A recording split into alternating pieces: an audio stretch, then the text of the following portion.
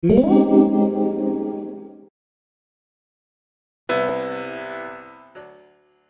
back to FastGadgets. So today we've got a pretty serious topic. The U.S. Congress has voted and decided that it is okay for ISPs to collect your browsing history and all your activity on your link to your internet service provider, and they do not have to require an opt-in. So basically, we did have previously an FCC rule that did require that ISPs do get your permission and have you opt in to be able to take and use your browsing history, and now they do not any longer need to do that. Now some have said and got a little bit confused because the language here talks about that particular rule where it does describe having an opt-in, but this is a disapproval of the rule, which basically means they're pulling the rule out. So it no longer applies, and internet service providers can now go ahead and start collecting your information. So as an American, this really does concern me, and there's a couple of things that we can do. Number one, if you are using a website, of course, you want to use one that is SSL enabled if you have that opportunity. So in this case, YouTube has an HTTPS, so it's SSL enabled. That means the communication between me and YouTube is encrypted, so the ISP would not be able to see what the information is from here to YouTube. In other words, what I'm transmitting and what I'm receiving, but they would know many other factors, such as how long I was logged into YouTube. Well, not logged in, I shouldn't say that. So although they won't know what I am communicating to YouTube, they will know other factors, such as which website I'm accessing, how long I access that website for, and probably traffic flow, right? So how many packets I'm sending and how many packets I'm receiving. But they can't actually analyze the packets because it does use encryption. So things like banking and password use on encrypted sites would be safe. For me, from a personal standpoint, I've decided that at this point, the best bet really is to treat your ISP as another public network. So what do you do when you go use a public network?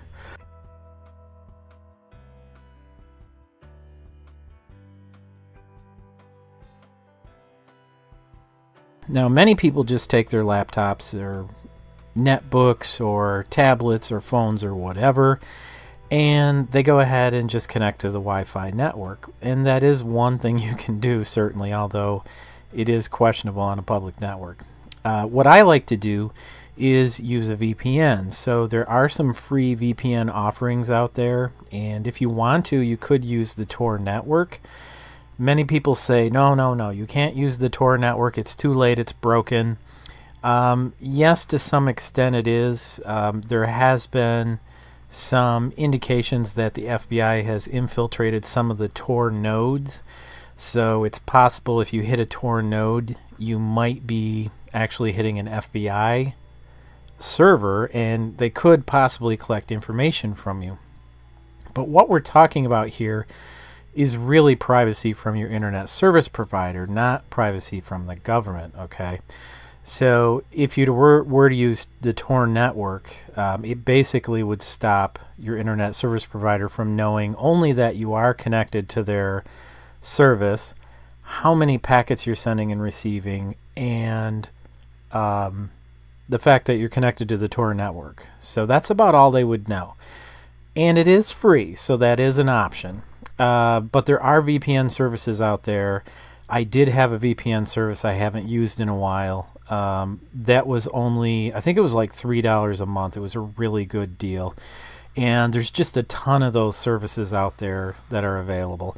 The service I was using was about $3, and it was outside the United States. So the rules for VPN access and other factors inside the United States didn't apply. So that's a good thing. Now, they did have servers located, so they had entry points and exit points located within the United States, which would speed up access greatly.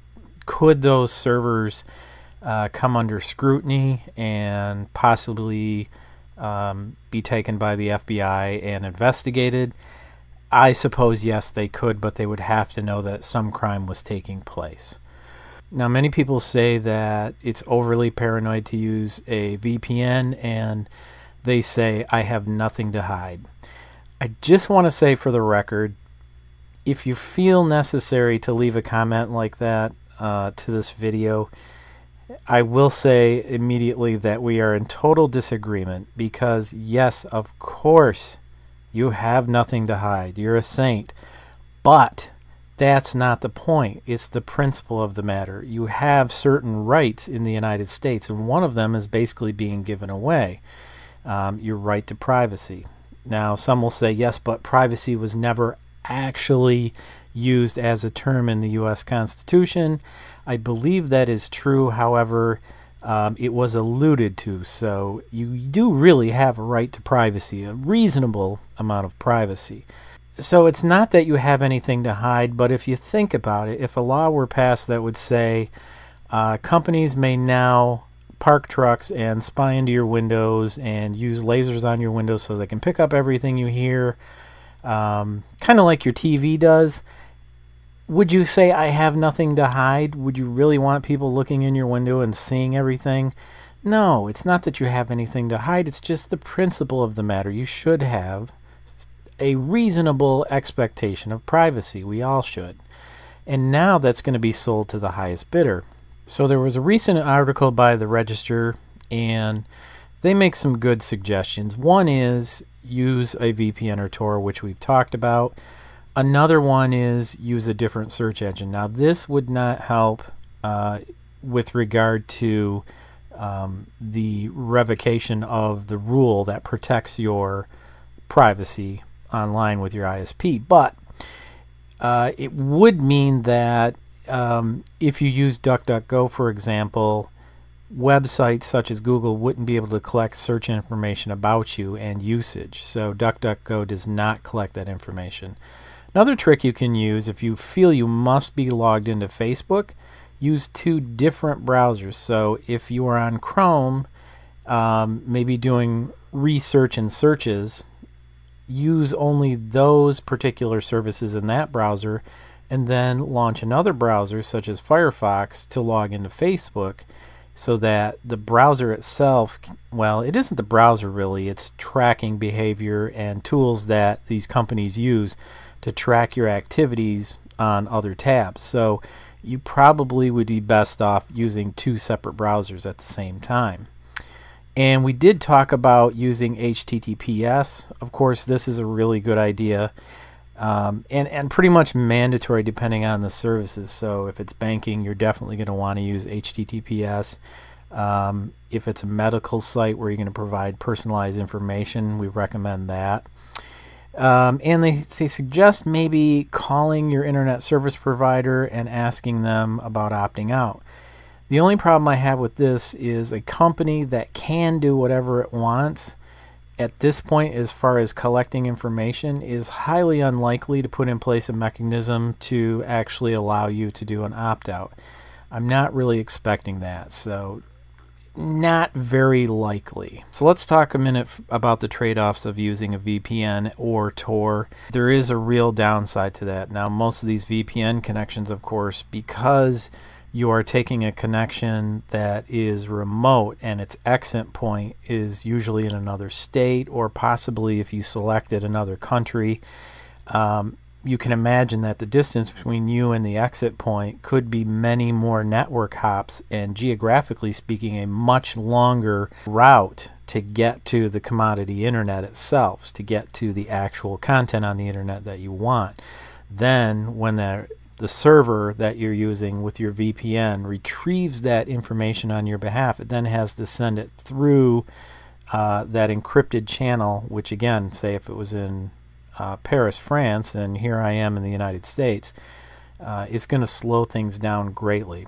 Now, the VPN that I was using before was perfectly fine for an informational use, but essentially I was looking at about 2.5, maybe 3 megabits on bad days and as much as 10 megabits on good days.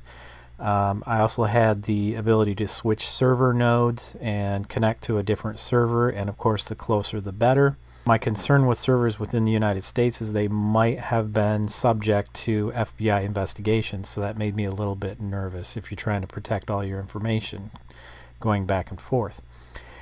So the bottom line is, you know, if you use a VPN, it's going to be slower. The second thing about VPNs that is irritating is, as good as many of these VPNs are, it can be difficult to set up the client. Now, many of you are going to probably start sending in messages. Don't bother. I know there are VPNs out there that are actually really good and they have good clients. Most of them are for Windows 10 or Mac. Now, if you're a Linux user, it gets a little bit more difficult. The one that I was using and a couple of the other VPNs do have clients available. Another option is to use OpenVPN, and then you can connect to any service that you want to that supports the OpenVPN client. So that's a possibility. So those are the two biggest problems I've seen, and I would say the third one is just in general the hassle. So, you know, sometimes depending on how busy a VPN's node is, you may not be able to connect, so you have to search for another node, or even if you don't have to do it, the client will look for another node for you, so it might take a couple of minutes to connect. So there's a myriad of issues getting connected. One big issue for me, when I was teaching at ITT Tech, they blocked VPN access. So they blocked the ports that were used for VPN. Now, many of you would say, well, that's no big deal, just use port 80. You're right, that is no big deal. However, the VPN service provider has to allow you to use port 80 so you can connect to it, right? So you can send that encrypted traffic over port 80, which is the standard, right, internet web port, if you will. So it's possible you could go somewhere where VPNs aren't allowed, and I can't see ISPs restricting VPN access, but it's possible they could. And they could break a large amount of access for us to VPNs if they wanted to.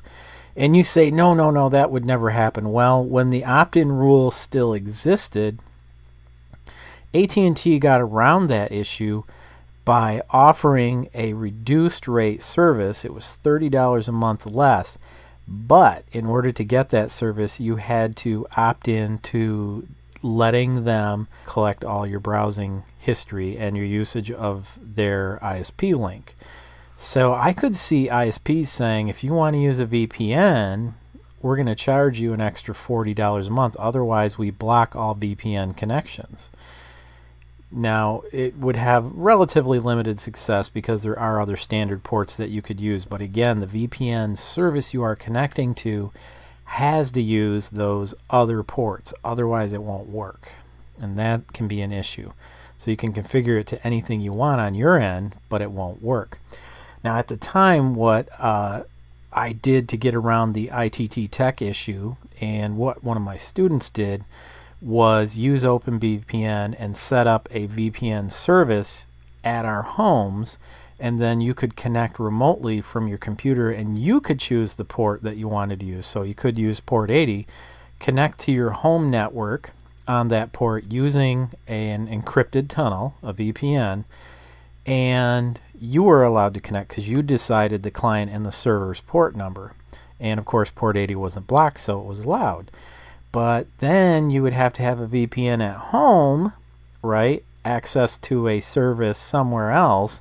So you would connect here to get internet connectivity to connect to another VPN, which is going to greatly slow down your internet access. All of this is unfortunate. Should you panic? I'm going to go with no. I don't see that it's anything that you have to panic about.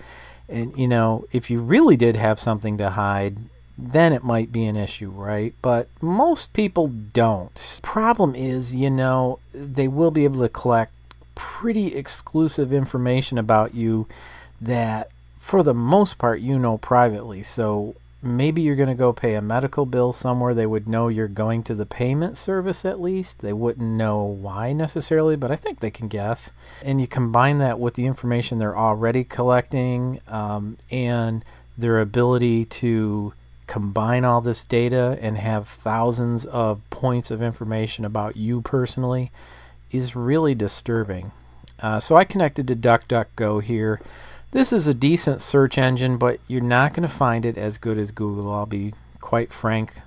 It is good. Probably what will happen a lot of time, you'll need to do a search here if you decide to use this one. And then you may need to do a search on Google because it wasn't good enough. Now Google will use HTTPS too, right, the encryption. Your ISP isn't necessarily going to know what you're doing there. They just know that you are connected to Google. It's really unfortunate, but it's not like they can get everything about you. They moreover know where you are, why you're there, and how much data you're sending back and forth, unless it's a standard HTTP connection, which would use port 80, in which case they would know pretty much everything. I've had people ask me, would my email be at risk? And I'll say right away, no. As long as you're using HTTPS to connect to your email service, no, you're going to be perfectly fine, so don't be concerned about that. Pix. Quiet. Shh. So the bottom line is, for the average user, no, it's not a huge deal. It's whether or not you really desire your privacy and how far you want to go to get that privacy. You also have to think about some other factors. Your smart TVs and other tools are not really going to be able to use a VPN to connect unless you're able to install a VPN client if it's an Android television and it actually lets you install that particular software. Another option, and I haven't tried this, but I'm sure it would be pretty, I won't say easy to do, is to get a router where you can install a Linux-based operating system, and then you could use the router to do a VPN connection on behalf of the entire network. And again, the downside to that is you're going to lose a lot of your bandwidth that you have through your internet service provider by using the VPN. The other option is to pay much more for the VPN, probably pretty close to what you pay for your ISP itself. So I'm paying $30 a month for 75 megabits. Well, I could spend $30 a month to get 75 megabits of VPN access. The real downside to that is, again, if you were jumping to an exit point in another country or farther away from you, you are not going to see 75 megabits even if you pay for that conduit. No VPN can give you a 50-plus hop to another country at 75 megabits and back again to bring the information back to you. Another factor, if you do VPN jump to an exit point that's in another country, typically all of the services there give you the, if it was France, the French version of their service. So Google and Facebook and so on will initially be the French version. Now Google is very nice because they actually have a button right on the front of the Google website which says, do you need English? So you can click the button and get English. But that might not be the case for Facebook or other services. So that's something to consider. So using a VPN increases the hassle, and I suspect many people will tire of it quickly and they'll just stop using it and say, well, you know, I've got an HTTPS connection, so I'm not going to worry about it anymore. That's the issue at hand. Hopefully this information will be helpful to you. If so, give me a like, and if you really liked it, consider subscribing. And of course, if you really enjoyed it, share the video, and I'll see you next time on Fast Gadgets.